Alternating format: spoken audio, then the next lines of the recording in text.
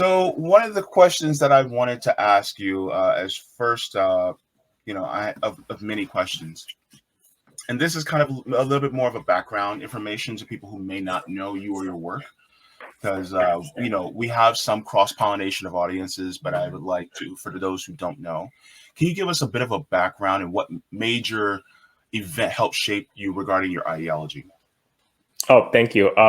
So I was born in China back in 1976, 1 month after Mao died. So I'm the first generation, first post-cultural revolution generation that grew up in China. I spent my formative years, my first 13 years of my life in China. I went to school there, and after I was in China in 1989 during the Tiananmen Square protest, and Oh I my came to gosh. you. Yes, my dad was already in U.S. Since 1985 because he was the first generation of Chinese students who came to U.S. after Cultural Revolution to study abroad.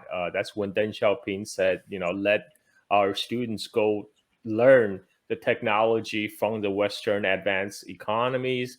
And if they don't come back, it's okay. But if they do, that will be a bonus. So my dad was that wave that came out. And in 1990, I came to United States as a 13-year-old. So I went to high school here. I did high school, college, and for the longest time, I thought of myself as I thought myself was a personification of American dream because look at me, here I am, a poor immigrant boy.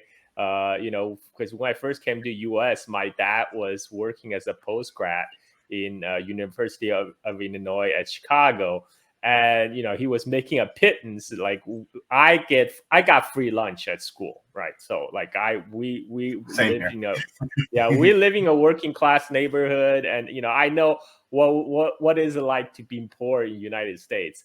And so when I graduated, I was able to got accepted to Caltech, graduated, got a tech job. I thought, look at me, I am the personification of American dream, right? This is before I realized it's all the game is rigged, and and my political transformation actually came around 2003. So a couple years after I joined the workforce, Iraq war happened, and I thought this is just insane. It's Yeah. this is like so obviously a war on trumped up charges, and yet the Congress, nobody stand up and said no. I mean, like this is at the time there were anti-war voices. I was in Chicago. I remember there was a big protest that um, shut down the main traffic along Lake Michigan.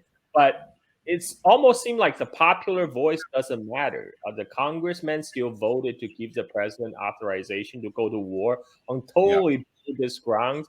And I thought the country was going insane. And that's when I start doubting my my own ideology. Previously I kind of subscribed to the neoliberal view of the world. I thought, okay, maybe Francis Fukuyama is right. This is the end of history. This is as good as it's gonna get. Back then in the back of my mind, I always thought, okay, this kind of sucks. If this is the Yeah. ultimate evolution of human society, this is kind of this sucks. This is very Yeah. anticlimactic.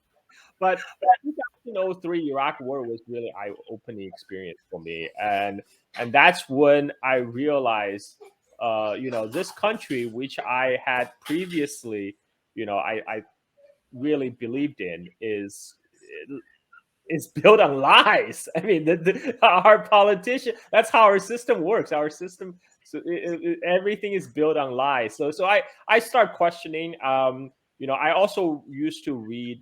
I was when I was 16, I delivered New York Times. I was a newspaper boy for New York Times. So I developed a habit to read New York Times every day from 16 to until I was about 26, Wow. and what I noticed is that the reporting on China is total crap because like the China that appear on the page of New York Times is a totally different country from the one I left behind.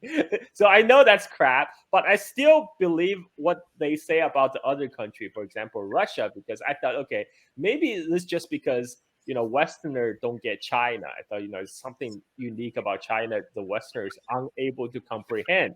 But then also around the time of the Iraq War, I got on the internet. I found this American expat magazine that was based in Moscow at the time, Exile. It Mhm. was by Yeah. Matt Ames and Matt Taibbi at the time, Mhm. and from their writings, I realized, oh no, it's not just China. This is how the Western media report on almost every countries in the world because Yeah. they're banking on Americans' ignorance because many Mhm. Americans don't know the situation in Russia or China, so they just blindly accept what their foreign correspondents tell us. And Matt Taibbi described a situation where he like every story he has a template and he basically have the story already written before he got on the plane to fly to Turkmenistan to interview his subject. He just need to fill in the names, and it was another eye-opening experience for me. That's when I realized the propaganda conducted at the corporate media level. This is something people don't realize. I mean, in countries like China and also former Soviet countries, they know what state media is, so they can say by understanding the state media is a organ of the state, it's a mouthpiece of the state. They know how to read the news. Whereas in the United States and much of the Western world, people because they just take for granted that we have free media, so they accept whatever the so-called free media feed them. I mean, they can. A lot of the domestic stuff is a little bit better because people we live in the United States, we can call out all the bullshit they Mhm. print. But because for a lot of the foreign news, we don't have the reference, we don't have the context. Not many of us are have the money or the means to travel abroad to live in all these parts of the world. So a lot of times the only source of our information, unless we do our own research, came from those mainstream media, which just print out straight propaganda from U.S. State Department. And go ahead, You Well, want I to was say? going to say, plus you also have the language barrier. I mean, most of us here in the United States only speak one language.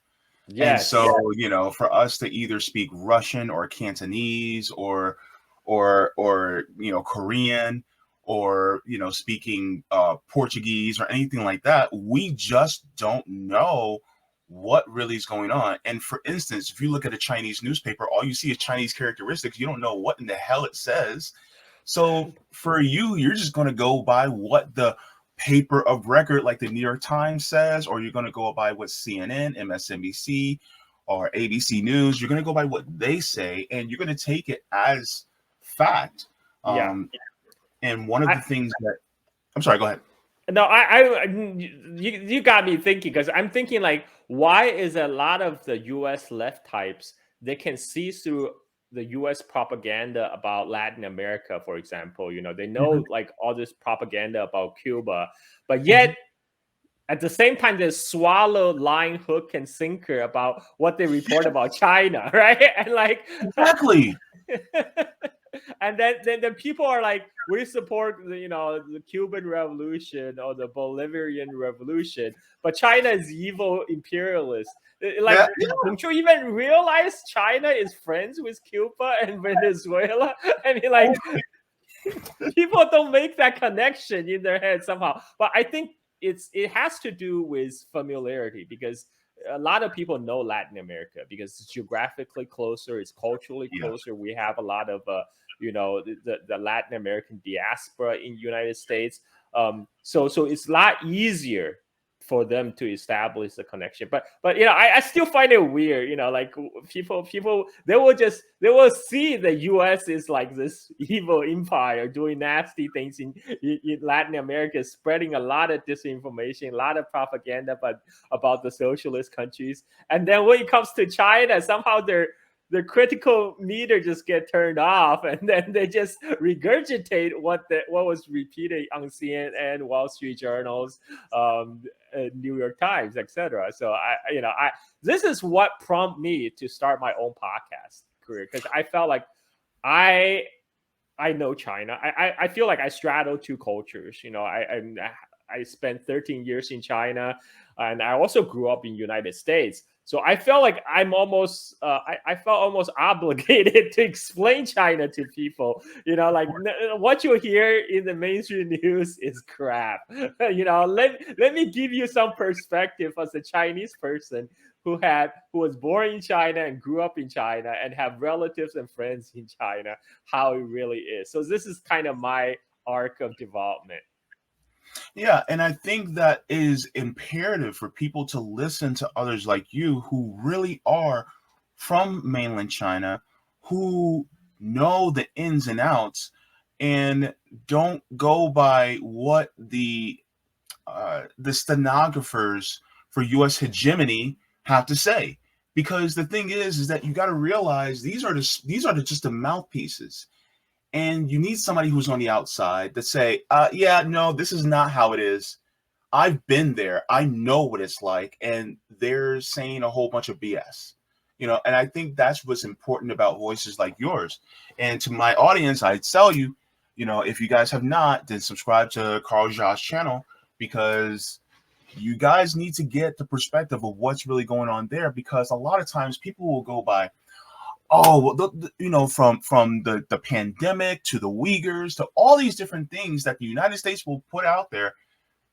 And it's like, well, are you talking to somebody who's actually from there, especially who is anti-imperialist, that is going to tell you what the real deal Holyfield is? They won't do that. And for instance, will they have you on at all on any of the, the national media? Well, the Sky, does RT count? RT or Press TV? And I got on Sky News once. Sky News Australia. Nice. They didn't invite me back. No, they won't. They won't. Yeah, I mean, one part of it is a discrediting of the voices from those countries. Anytime you have someone, say, from China, who present a different view from that on mainstream media, they immediately get accused of being like CCP bots or the CCP. You're not even a real person. You're like just a bot. You're just an automaton regurgitating CCP propaganda, right? And this is it's part of the it's the one part of the propaganda is to dehumanize your enemy, right? They're not real humans. They don't have agency. They're not capable of thinking for themselves. They must be in my case, because I'm a Chinese, I must have a brain chip embedded in my head. I'm remotely controlled by Xi Jinping in Beijing, right? Look, Carl, let me tell you this. And also, just to add to your point, they feel if they dehumanize you and you have no agency, then that means you don't have sovereignty. And this is one of the reasons why they're literally trying to ship people over to Taiwan to say, oh, well, we got to defend Taiwan from China. And I'm like, trying to defend Taiwan from China is like China saying we got to defend Florida from the United States. And right? when United States itself still does not recognize Taiwan as an independent country. I mean, like even when the United States, if you go to the U.S. government site, you search for One China policy or Shanghai Communique, you will see back in 1972 when Nixon went over to China, he signed a joint statement with then Chinese Premier Zhou Enlai, which emphatically stated that United States recognized the Chinese on the both sides of the Taiwan Strait recognize there's only one China, and this is the Taiwan issue is an issue to be resolved among Chinese themselves, right? But it was the basis for the Sino-American relationship going on onwards. I mean, that led to China, mainland China, United States, for finally normalize diplomatic ties in 1979, and Mm-hmm. and ever since. But what has happened in the last decades? The United States is trying to back away from its own one China policy, and Mm-hmm. and it's trying to walk very close to the Chinese red line, because the Chinese have been very clear about what the red line is. They're like, if Taiwan declares formal independence, that is a red line. But what United States is doing is like just like what they are doing did to Russia, with the NATO expansion after the dissolution of Soviet Union. Yeah. On the Taiwan issue, they would just go right up against the line. It's like, I'm almost touched it. I almost touched it. What you gonna do? It's like Yeah, really childish and really stupid and really dangerous. it is. Like we're talking about two nuclear armed powers here, China and United States, and right now, United States have at least three nuclear powered aircraft carrier battle groups sailing around the coast of China, right? And even if United States do not plan a war, if some accident happened when all this military hardware floating around in such close proximity, it could lead to World War III.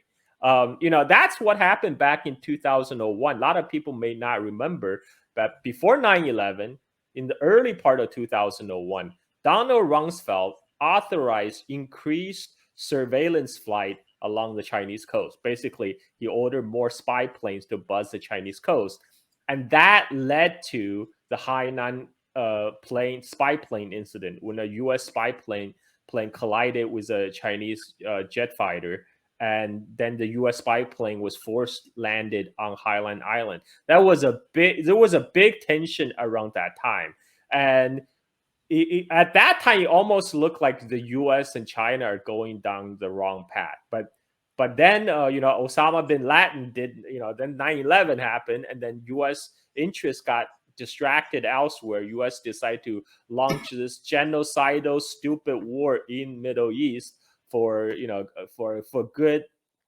10-15 years, and now they realize, oh my god, within this time China has developed itself to be a quite powerful country, and now it's a near peer competitor, something we cannot allow, because United States always demands full spectrum dominance, right? And now they feel challenged, and now that's why we're seeing increasing provocation from United States around the Taiwan issue with China, because again, U.S. know where China's red line is. U.S. is trying to cross this red line by sending Nancy Pelosi to Taiwan on U.S. Air Force jet and with U.S. Air Force fighter escort. I mean, that's a very provocative move. But the Chinese, they played it cool. They did not shoot her down, to disappointment of many people. But they let her land. What they did is they wait for her to leave, and then they launched the military exercise around Taiwan, which hasn't happened for 20 years. The last time they did that was back in 1996. And that's also around the time when the last Speaker of the House, Newt Gingrich, visited Taiwan. So this time, just recently, the now current House Speaker McCarthy decided to meet with the Taiwan leader Tsai Ing-wen on U.S. soil. They knew it's a provocative move. They knew it will lead China to respond, which China did by launching another military exercise around Taiwan Strait. And then they point out to that, like, look, China is being aggressive. China is being aggressive, so we have to sell more weapons to Taiwan. U.S. congressman literally said, we need to arm Taiwan to the teeth, to preserve peace. Like these people probably don't even listen to themselves talk. We have to arm Taiwan to the teeth to preserve the peace and stability. No, that's a highly destabilizing move. What you're doing. So go ahead, jump in anytime. I'm just ranting here. Oh no, I mean there was I actually saw a video about exactly what you said. Gosh, it was about a week or so ago. And I found it to be hilarious because this guy was basically just going off and saying, we need to arm Taiwan. And I think I think somebody was speaking in front of the NRA, I think it was, if I'm correct. This guy was talking. Vivek, one of the Republican presidential hopefuls. I think his name is Vivek Swamy, and he has it's funny. It's all these Republican candidates who have basically zero chance of being elected president. You have Vivek, you have Nikki Haley. Like they're all out competing with each other. How who can be even more hawkish on China, and that goes with the congressmen and governors too. You have like the South Dakota governor. She said China has 2,000-year plan to destroy America. So apparently back 2,000 years ago in the Han Dynasty, China were plotting to destroy the future America in 2,000 years. And then Ted Cruz came out and he was being a moderate. He said, China has 1,000-year plan to destroy America. I mean, like, look, U.S. will be lucky if it still exists in 1,000 years. Can we look at this and just laugh at this guy for a second? I really want to laugh at this guy. Because just to give everybody a reference of what we're talking about. This oh dear God. This is just hilarious. So let's just take a look. Okay. Our fathers, they knew what we were doing. We celebrate today our diversity and our differences. If we get this right, we can actually stand up to the real foreign policy threats that we face. You want China not to invade Taiwan? Here's something we can do. The NRA can open its branch next time in Taiwan. And you want to stop Xi Jinping from invading Taiwan? Put a gun in every Taiwanese household. Have them defend themselves. Let's see what Xi Jinping does then. That is what it means to be an actual American. Train them how to use guns, just like we did to black people in this country after the Civil War. Taiwan, we're coming for you. We're with you, Taiwan. Put a gun in every household. China ain't gonna do a peep. Xi Jinping got nothing on us. And then he was the one. Vivek was the one on was it CNN when he talked to Don Lemon? He said, "Yeah, it's the NRA that gave black people, help black people with civil rights by allow give black people guns." Like, this guy is nuts, man. Like, these are our politicians. Like, it looks like any loudmouth who can say anything with confidence gets voted into office. I mean, I don't know how to explain like this kind of, because there's like he's a dime a dozen among like both parties actually right now. Yeah, like it is wild because this guy's talking about like how we help black people. I'm sorry, is it we have too many guns problems in Chicago, or is it or is it that we help people with with black people with getting guns? Like which one is it? Number one, he actually claimed on the show with Don Lemon before Don Lemon got fired that it's NRA that was helping black people through civil rights movement by letting black people have guns. That's his claim. Well, okay, let's take his claim at face value. If that was true, then why didn't they speak out against Ronald Reagan for implementing gun legislation, back in the 70s, or was it 60s or 70s? But he put in gun legislation in order to curb the use of guns in California when he was governor of California. That's what he did. And the only reason why he did it was because Black Panthers were walking around with rifles and exercising their Second Amendment right in the state of California. So if you are really against this gun legislation, then why didn't you speak out against Reagan when he was governor of California? But they didn't, because it was Black people that had the guns. Exactly. And so for somebody like him to say that, number one, he doesn't know history. Either he doesn't know history, which is less nefarious, and he's just more ignorant, or he does know history and he's more nefarious and he's lying to everybody. And so that is the crazy part. And so it's like, and plus, we want to arm them like Americans, but Taiwanese people are not Americans, they're Chinese. He's basically repeating the line from the Full Metal Jacket when the sergeant goes, inside every gook's body, there's American dying to get out. I mean, that's what he's saying. This is basically this is the same mentality. This is the same mentality. I mean, like it's stretched all the way to the 60s. It's the same. Oh my God. Yeah.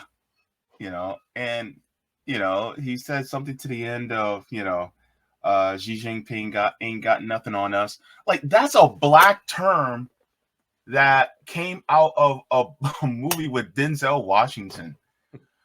Oh my God, they're crazy. They just are. But yeah, man, I wasn't expecting to go down that route, but that was hilarious. But thank you so much for reminding me of that. Yeah, I mean, like all these. The funny thing is, there's no way in hell Vivek Ramaswamy is gonna get elected Republican primary candidate for presidency. But these people, they're doing their utmost to compete each other, say how crazy they are. I mean, it's almost like they must be signaling to their sponsors, right? Like, we are willing to say anything on TV. You can just give us money. We're willing to say any kind of insane shit to further our political careers.